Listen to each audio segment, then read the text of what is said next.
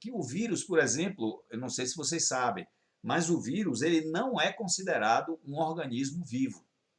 Ele faz parte do reino vegetal, mas ele não é considerado um organismo vivo, porque o vírus, e a gente está aí careca de conhecer, de falar de vírus há 2 anos, né, com o vírus aí da Covid, ele não consegue sobreviver sem estar dentro de uma célula. Ele é, na verdade, o vírus é, na verdade, um parasita, ao contrário da bactéria. A bactéria ela já tem uma estrutura completa de uma célula. A bactéria ela pode ser unicelular e tem uma estrutura completa. Já o vírus não. Ele não é um ser vivo, digamos assim, considerado. Mas, quando ele está dentro de uma célula, ele consegue entrar no interior da célula, no caso do vírus da Covid, né? Ele entra no interior da célula, então ele começa a alterar o funcionamento daquela célula e se reproduzir. E na medida em que ele se reproduz e ultrapassa as barreiras da célula, ele vai infectando outras células e se reproduzindo, né? Esse daí é o vírus que ele é formado por nucleoproteínas e globulinas, que são elementos muito básicos, mas já tem aí um princípio inteligente, desde quando a gente falou lá atrás da mônada, né? Das mônadas fundamentais, mas eles são assim muito, muito primitivos. São constituídos basicamente por proteínas e ácidos nucleicos, eles são parasitas, como eu falei, e eles só se reproduzem no interior de células vivas. Se ele ficar fora da célula, ele morre, tá? Não consegue ficar muito tempo, ele fica por um pouco período ali, e não só a temperatura, o ambiente tem um grande efeito geralmente sobre ele. É claro que tem vírus que conseguem sobreviver a uma temperatura maior, né, ou menor, por mais ou menos tempo, mas eles geralmente têm um tempo de vida muito curto quando estão fora de uma célula. E aqui a gente vê vários tipos de vírus, né, como o da cachumba, ou que a gente chama aí de papeira, varíola, da gripe e por aí vai. E eles têm os formatos mais variados possível. E o da Covid não está aí, mas a gente também está aí careca de saber. Aqui, pessoal, do lado esquerdo, a gente vê uma imagem que representa bem a célula com sua membrana, com seu protoplasma aqui no interior e seu núcleo, que são as partes principais da célula. E aqui a gente vê um cromossoma, né, que é onde tem o DNA no seu interior. Aqui a gente vê a escada, aquela famosa escada do DNA que fica dentro do cromossoma.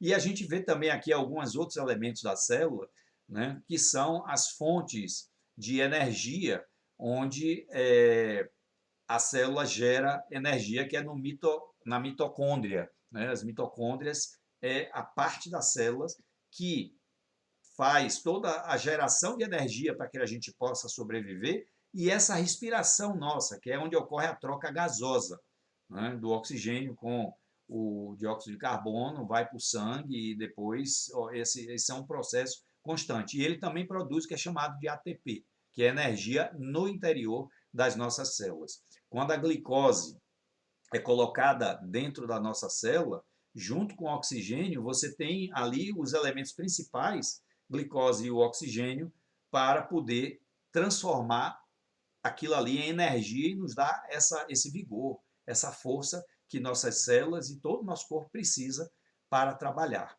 Aqui a gente vê já uma imagem de uma célula onde anticorpos são liberados com proteínas transportadoras para fora da célula. E a partir daí eles seguem seu caminho, interagem com outras células e por aí vai.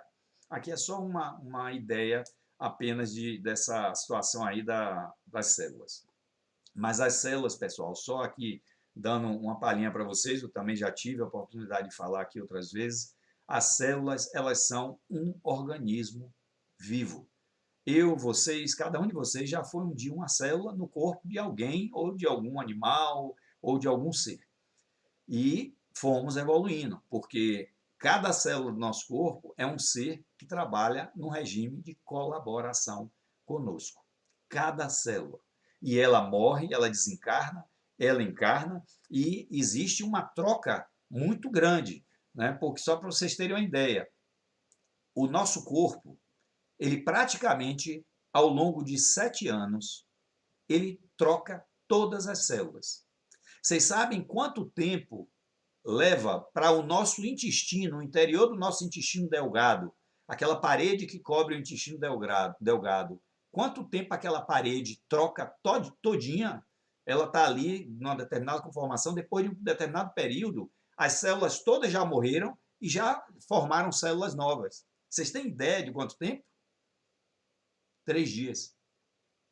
Então, pessoal, aí a gente começa a pensar, imaginem vocês, se leva 3 dias para a parte interior do nosso intestino delgado trocar, se você tiver uma ferida, se você tiver alguma coisa, alguma doença ali, e ele levar 3 dias para trocar, se as condições estiverem boas, na troca, a doença já vai embora.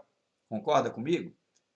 A não ser que a sua mente, as condições do seu organismo, continuem aquelas que formaram a doença e que vão manter e fazer a doença evoluir.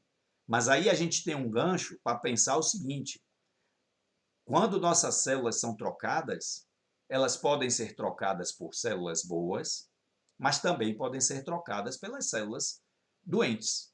Vai depender da nossa mente e de todo o ambiente em que a gente vive, que a gente está submetido, ou melhor, que nós nos submetemos, né?